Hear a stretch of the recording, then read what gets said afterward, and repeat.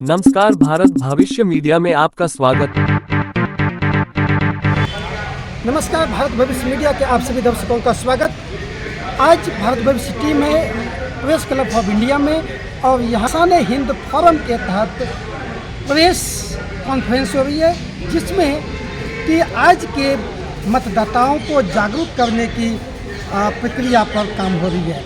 शान-ए-हिंद forum doctor Awadhesh Kumar Singh ji के नेतृत्व में वोटरों को आज के संदर्भ में, आज के चुनाव परिप्रेक्ष्य में क्या कदम उठाना चाहिए, क्या सोच अपनानी चाहिए और क्या एक्शन लेनी चाहिए, इस तमाम पहलू को लेकर के आज प्रेस कॉन्फ्रेंस भी, जिसमें ये तय किया गया कि दिल्ली के तमाम वोटरों को जागरूक करेंगे और वोट की चोट पर चुनाव का मुद्दा और रुख बदलेंगे। 75% लोगों के प्रतिनिधि नहीं होते, उन्हें कैसे हम लोकतंत्र का प्रतिनिधि माने।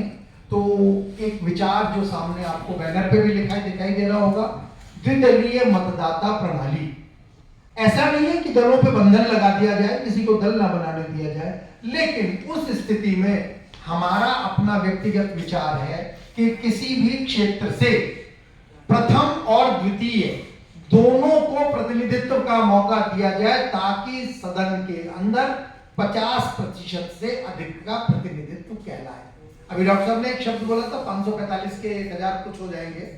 वो संख्या बढ़ने की बात नहीं है, एक ही दोनों जब लड़ रहे हैं प्रथम और द्वितीय, तो एक दूसरे की विचारधारा के आलोचना के लिए चुनाव लड़ रहे हैं, तो संसद में भी वो आलोचना मुखर होनी चाहिए, वो प्रतिनिधित्व। ये एक विचार है, हो सकता है हमारी सोच में, हमारे विचार विमर्श में इसमें कुछ कमी हो, तो हम प्रबुद्धों के साथ मिलकर इस पे और आगे गहन विश्लेषण करने की तैयार हैं। तीसरी बात, एक और मुद्दा डॉक्टर साहब ने उठाया था, मैं सिर्फ मुद्दों पे आ रहा हूं क्योंकि समय ज्यादा नहीं लगाना चाहिए।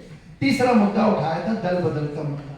पहले तो हमारे यहाँ कुछ था ही नहीं, उसके बाद दल बदल का मुद्दा आया, दल बदल पे कानून बना, और ये हम सभी जानते हैं। मैं ना तत्कालीन राजनीतिक नेतृत्व का मैं किसी का नाम लूंगा, लेकिन ये बहुत अच्छी तरह से परिचित है हम इस बात से कि वो दल बदल कानून इसलिए बनाया गया कि हमारे दल के लोग किसी समय टूट के ना चले जाएं, और उसका नुकसान ये हुआ कि जिन्होंने बनाया था उन्हीं के दलों के लोग भविष्य में टूटने लगे, और आज हालत ये हो गई कि उसमें परिवर्तन किया गया, और परिवर्तन भी इसी उद्देश्य से किया गया कि दूसरों के आ जाए, हमारे न चले जाएं।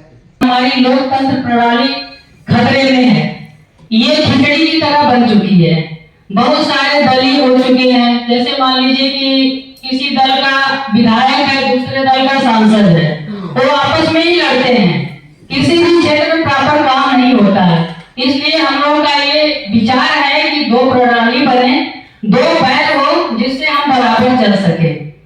चुनाव प्रक्रिया का सरलीकरण हमारा उद्देश्य है। जो चाहे वो चुनाव लड़े, अपनी विचारधारा को सामने लाए, लेकिन अंत में चुनाव में सम्मिलित होकर जो प्रतिनिधित्व हो वो क्षेत्र का 50% से ज्यादा ही सदन में पहुंचे। विधानसभा चुनाव सरगर्मी पर है, ऐसे हालत में दिल्ली की वोटरों के पास असमंजस की स्थिति है, सभी फ्री की बांटने के लिए तरफ है, जनता जाए तो कहाँ जाए?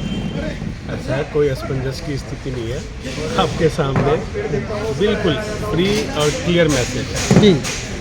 आपको शॉर्ट टर्म समोसे खाने हैं, बच्चों को आत्मनिर्भर बनाना है, या अपना जमीन बेचना है, तीनों में से एक सेलेक्ट करो और जाके वोट दो। आके वोट डालने के लिए जो आज के चुनावी मुद्दे होने चाहिए, वो मुद्दों में क्या भटकाव दिख रहा है आपको या नहीं दिख रहा है? चुनावी मुद्दे तो है ही नहीं, भटकाव की बात तो बाद में आएगी, चुनावी मुद्दे है ही नहीं। प्रलोभन का जमाना चल रहा है जी। कोई चप्पल दे रहा है, कोई जूता दे रहा है, कोई टीवी दे रहा है, कोई चावल दे रहा है, कोई दाल दे रहा है, कोई तुम्हें ही खरीद रहा है। अब बिकने के लिए तैयार हो या नहीं हो, ये देखो, बात खत्म हो गई। तो फिर ये घोषणा पत्र क्या दिखा रहा है पार्टियां अपना? घोषणा पत्र आपका चरित्र दिखाता है, पब्लिक को पार्टियां उनका चरित्र दिखाती है कि तुम इसी काबिल हो। तुम्हें मैं कहूँगा 2 मुरब्बे मिलेंगे और 2 लड्डू मिलेंगे, तुम मेरे पास आ जाओगे, तुम्हारी इज्जत होगी। ये बड़ी अपने आप में बड़ी बात है कि आज के वोटरों की बेचारी जैसी स्थिति है।